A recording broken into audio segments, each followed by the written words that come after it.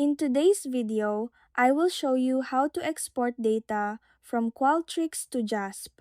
First, open your browser, go to the official site of Qualtrics, and make sure you are logged into your account. Once you are on the home page, open the project you want to extract data from. Before you begin, making sure your dataset is formatted perfectly saves you a massive headache when you start running your statistical tests. To get started, navigate to the Data and Analysis tab at the top of your screen.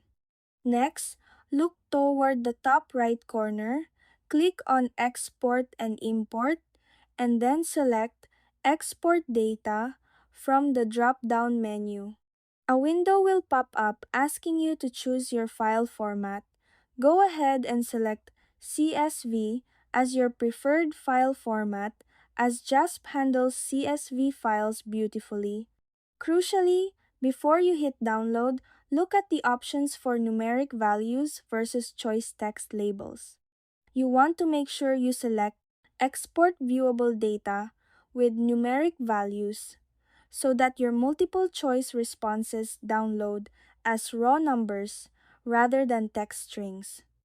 This step is vital because JASP requires numerical data to perform quantitative statistical analysis like running ANOVAs or regressions.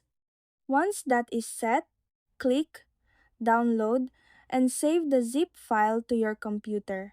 Finally, extract the .csv file from that zip folder. Now, you can simply open JASP, load up your newly saved CSV file, and you are ready to start analyzing your data. And that's it! That's how you export data from Qualtrics to JASP.